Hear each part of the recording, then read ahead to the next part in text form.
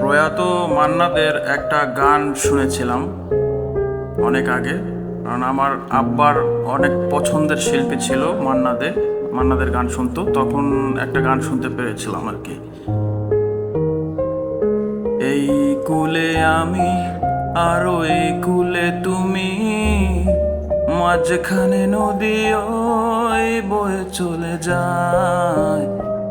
এই কুলে আমি আরো এই কুলে তুমি, মাঝখানে নদী ওই বয়ে চলে যায়।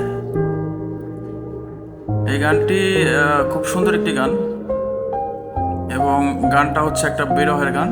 এর উপর ভিত্তি করেই ছোট্ট একটা গল্পের কথা বলবো। করোনাকালীন একটা গল্প, সেটা হচ্ছে একজন প্রবাসীর গল্প। করোনার সময় চারিদিকে শুধু হাহাকার, টেনশন, অশান্তি, মৃত্যুর ভয়, কে কোথায় কার কি হবে, কিসের টাকা পয়সা, কিসের ধন, কিসের সম্পদ, কারো কোনো এটা নিয়ে মাথা ব্যথাই নেই। যে যার মতো করে পারছে নিজের আপন ঠিকানা চলে যাওয়ার আপ্রাণ চেষ্টা করে যাচ্ছিল। তো এরকম একজন ব্যবসায়ীর কথা বলবো।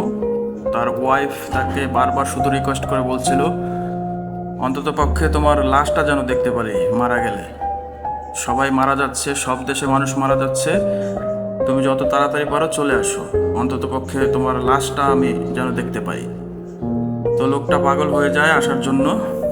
আসবে কিভাবে আসবে, কোনোভাবে আসার কোনো রাস্তা ছিল না, ফ্লাইট বন্ধ, সব কিছু বন্ধ। কিভাবে দেশে আসবে, দেশে আসতে পারছিল না, নানান টেনশন, বিভিন্ন টেনশনে তার প্রেশার হাই হয়ে যাচ্ছিল। কি করবে বুঝে উঠতে পারছিল না। তো পরবর্তীতে সে ক্যাম্পে যায়। ক্যাম্পে যাওয়ার পরে সেখানে সরাসরি ফ্লাইট দিচ্ছিল না, বলতেছিল আজকে দিবে, কালকে দিবে, অমুক দিন দিবে, তমুক দিন দিবে, এরকম করতে করতে দিন শুধু পার হচ্ছিল, কিন্তু কোনোভাবেই সে বাংলাদেশ আসতে পারছিল না।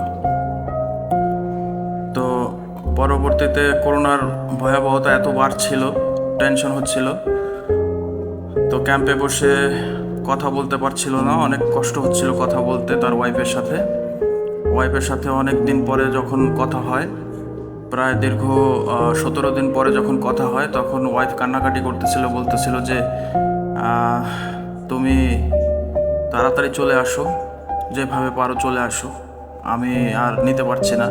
এই কথা শোনার পরে ওই লোকটির চোখ দিয়ে শুধু কান্নাই বের হচ্ছিল যে কিভাবে আসবে, চাইলেই তো আসতে পারে না, এটা তো ওর হাতে না, কিন্তু সেই কথাগুলো সে বুঝাইতেও পারে না।